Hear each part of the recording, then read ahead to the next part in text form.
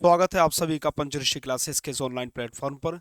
UP police की परीक्षा बहुत नज़दीक है और आप सभी को उसके लिए करंट अफेयर्स तैयार करना बहुत आवश्यक है, क्योंकि अच्छे मार्क्स के क्वेश्चंस करंट अफेयर्स से बनते हैं, समसामयिकी से बनते हैं।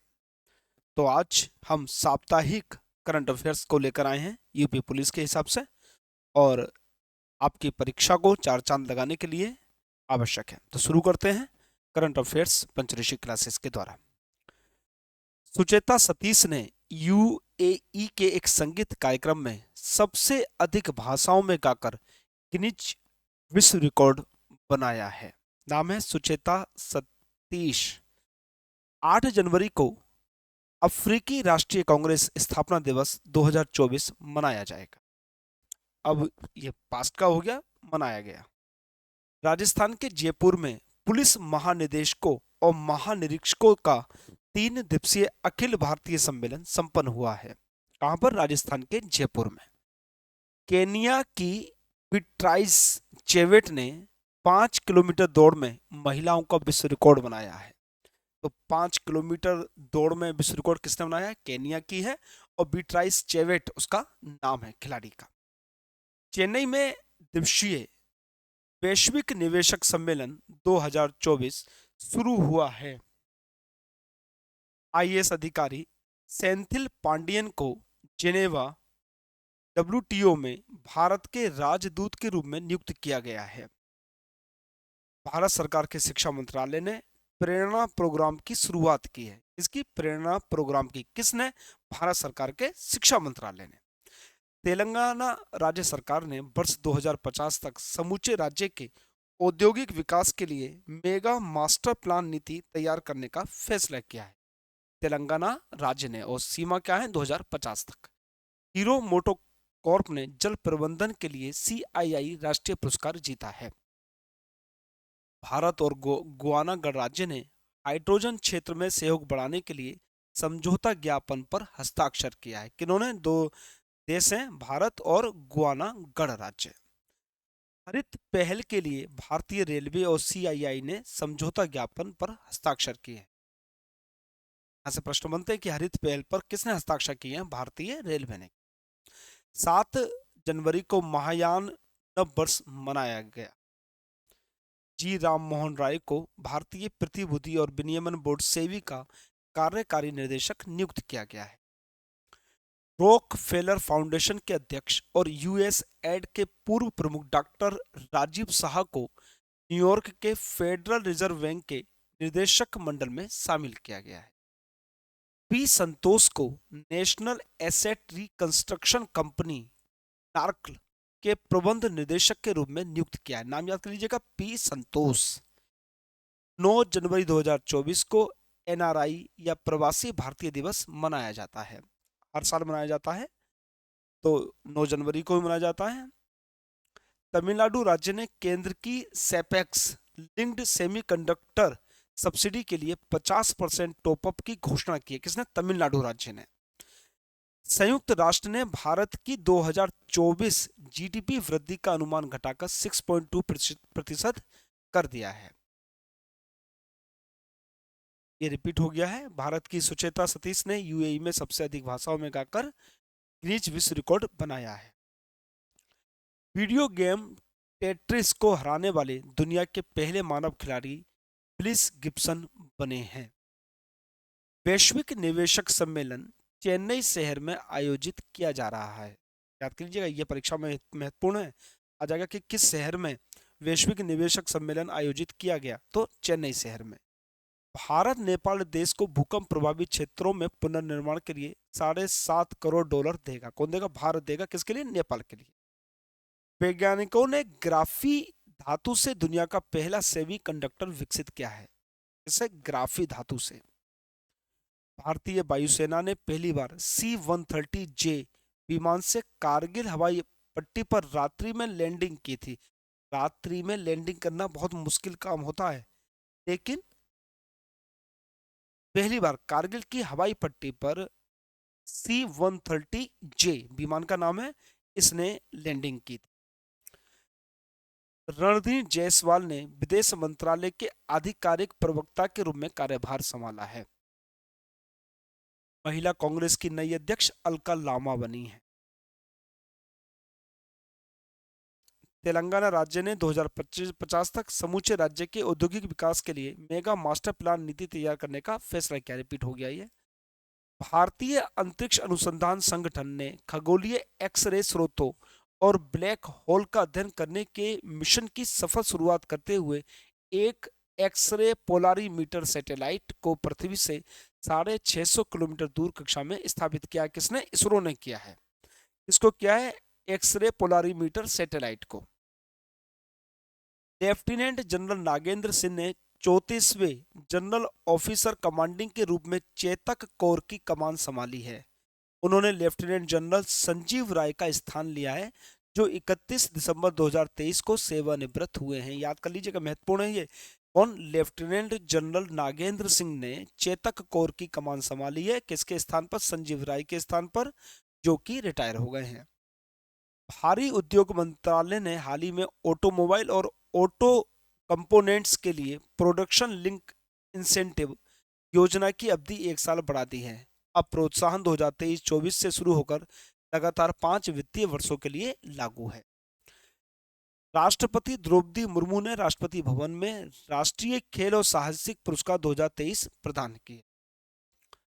भारतीय क्रिकेट टीम के तेज गेंदबाज मोहम्मद शमी को अर्जुन पुरस्कार से सम्मानित किया। गैब्रियल अटल फ्रांस देश के सबसे युवा प्रधानमंत्री बने। फ्रांस के जो प्रधानमंत्री बने उनका नाम है गैब्रियल अटल, और जो सबसे युवा अब तक बने हैं। दिग्गज संगीत सम्राट उस्ताद राशिद खान का 55 वर्ष की आयु में निधन हो गया। प्रश्न यहां से बन जाएगा कि कौन से ऐसे संगीतज्ञ हैं जिनकी अभी मृत्यु हुई है? तो उस्ताद राशिद खान। 10 जनवरी को विश्व हिंदी दिवस मनाया जाता है। देखिए, मुख्य दिवस भी हमारे सिलेबस में हैं, तो वहां पर भी ये महत्वपूर्ण बन जाता है। नई दिल्ली में 3 दिवसीय भारत गतिशील वैश्विक प्रदर्शनी 2024 का आयोजन किया जाएगा। भारत यूनेस्को की विश्व धरोहर समिति के 46वें सेशन की अध्यक्षता और मेजबानी करेगा। भारत में ही इसका आयोजन होगा और अध्यक्षता भी करेगा और मेजबानी भी करेगा। भारतीय अमेरिकी शिक्षाविद प्रोफेसर वेद प्रकाश नंदा का निधन हो गया है। प्रधानमंत्री नरेंद्र मोदी ने गांधीनगर के महात्मा मंदिर में पूर्वी तिमोर के राष्ट्रपति जोस रामोस होर्ता के साथ द्विपक्षीय बैठक की। कहां पर? गांधीनगर के महात्मा मंदिर में पूर्वी तिमोर के राष्ट्रपति का नाम है जोस रामोस होर्ता, उनके साथ क्या करा? द्विपक्षीय बैठक की है। जर्मनी देश के दिग्गज फुटबॉलर फ्रेंच बेकन वाउर का 78 वर्ष की आयु में निधन हो गया। ये नहीं आएगा। गोल्डन ग्लोब अवार्ड्स 2024 में क्रिस्टोफर नोलन को बेस्ट डायरेक्टर का अवार्ड मिला है। साउथ कोरिया ने कुत्ते के मांस की खपत और बिक्री पर प्रतिबंध लगाया है। आ सकता है ये। मणिपुर राज्य में कॉलेज फंगथासी मिशन 2024 की शुरुआत हुई है। किस राज्य में? मणिपुर राज्य में। गांधीनगर के महात्मा मंदिर में 10वें वाइब्रेंट गुजरात ग्लोबल समिट का आयोजन किया जाएगा। देखिए, अभी ऊपर बताया था मैंने, महात्मा मंदिर में की बात हुई है प्रधानमंत्री नरेंद्र मोदी की पूर्वी तिमोर के राष्ट्रपति के साथ, वो इसी के संदर्भ में हुई।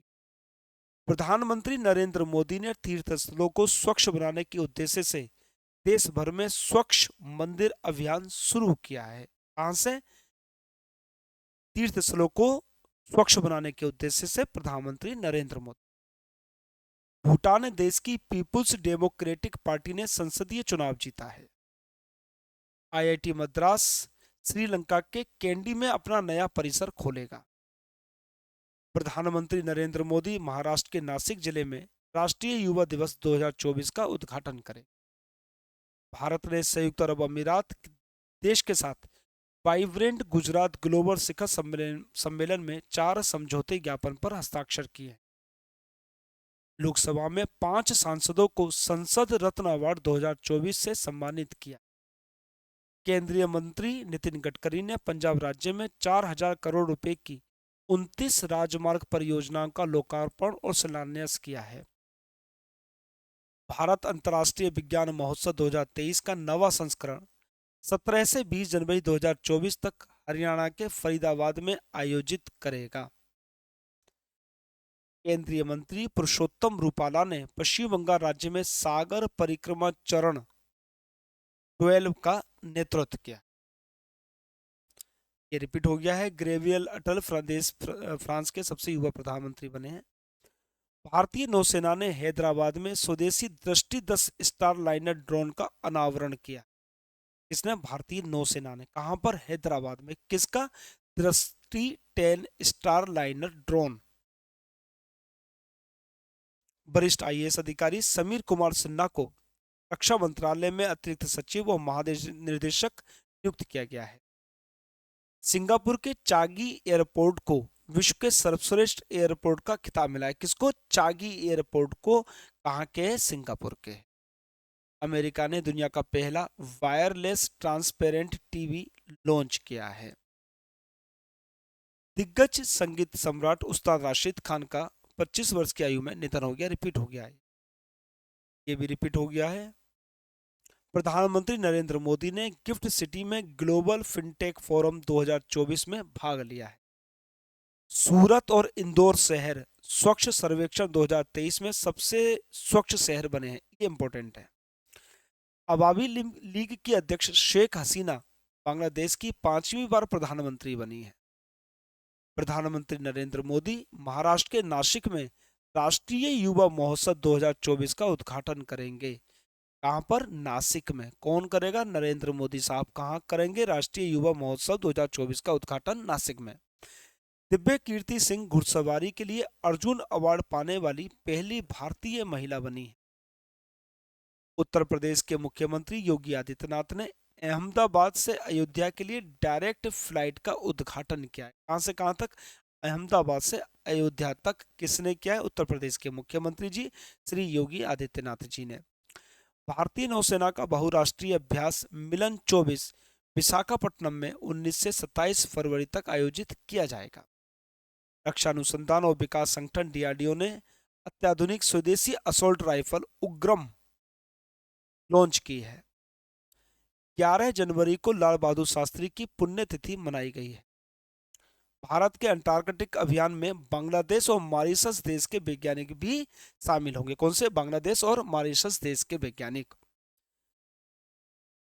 ई गवर्नेंस पर 2 दिवसीय क्षेत्रीय सम्मेलन गुवाहाटी में सफलतापूर्वक संपन्न हुआ है। ओडिशा राज्य की लाल चींटी की चटनी को जीआई टैग का दर्जा मिला है। महत्वपूर्ण है, ये आ सकता है। अयोध्या में हनुमानगढ़ी के बेसन के लड्डू को जीआई टैग मिला है। छत्तीसगढ़ राज्य सरकार ने श्री राम लला दर्शन योजना शुरू की है। डीआरडीओ ने ओडिशा राज्य के चांदीपुर तट पर नई पीढ़ी की आकाश मिसाइल का सफलतापूर्वक प्रक्षेपण किया है। 12 जनवरी को राष्ट्रीय युवा दिवस मनाया जाता है। स्वामी विवेकानंद की जन्मतिथि। प्रधानमंत्री नरेंद्र मोदी ने मुंबई में अटल सेतु परियोजना का उद्घाटन किया। स्वास्थ्य मंत्री डॉक्टर मनसुख मांडविया गुवाहाटी में राष्ट्रीय औषध शिक्षा और अनुसंधान संस्थान के नए परिसर का उद्घाटन करेंगे। चीन देश ने एक नया उपग्रह आइस्टीन प्रोब लॉन्च किया है। पापुआ न्यू गिनी में आपात स्थिति घोषित की गई है। टाटा स्टील शतरंज प्रतियोगिता 2024 नीदरलैंड के विज्क ऑन जी में शुरू हो रही है। दक्षिण कोरिया कंपनी सिमस्टेक गुजरात राज्य में सेमीकंडक्टर संयंत्र स्थापित करेगी। महेश्वर राव को बेंगलोर मेट्रो के प्रबंध निदेशक के रूप में नियुक्त किया गया है। चेन्नई में भारतीय तटरक्षक और जापान के तटरक्षकों का संयुक्त अभियान संपन्न हुआ है। कहां पर? चेन्नई में। किसके? भारत के तटरक्षक और जापान के तटरक्षक। केंद्रीय औद्योगिक सुरक्षा बल के पूर्व महानिदेशक शीलवर्धन सिंह को संघ लोक सेवा आयोग के सदस्य के रूप में नियुक्त किया गया। इंपॉर्टेंट है, नोट कर लीजिएगा। नागपुर में दिव्य कला मेला 2024 का आयोजन 12 से 21 जनवरी तक किया जाएगा। तमिलनाडु में हुंडई और IIT Madras hydrogen valley innovation hub स्थापित करेंगे। केंद्रीय मंत्री भूपेंद्र यादव ने मोदी एनर्जाइजिंग ए ग्रीन फ्यूचर नामक पुस्तक का विमोचन किया है। दीपा भंडारे चीनी उद्योग में सर्वश्रेष्ठ पर्यावरण अधिकारी का पुरस्कार जीतने वाली पहली महिला बनी है। तो इस तरह ये 90 क्वेश्चन का करंट अफेयर्स आप लोगों का तैयार हुआ। इसको बड़े ध्यान से पढ़िएगा, बड़े ध्यान से लिखिएगा। ये जो करंट अफेयर्स की पीडीएफ है ये हमारे टेलीग्राम चैनल पर भी उपलब्ध है और पंचऋषि क्लासेस की ऐप पर भी उपलब्ध है। आप वहां पर भी डाउनलोड कर कर इसका अध्ययन कर सकते हैं, इसको पढ़ सकते हैं। ठीक है बेटा, तो यूपी पुलिस की तैयारी आप लोग लगातार करते रहिएगा, परीक्षा के लिए उपयोगी चीजें हैं और इन सबको आप एक बार पढ़कर याद करते रहिएगा। थैंक यू, मिलते हैं अपनी नेक्स्ट वीडियो के साथ।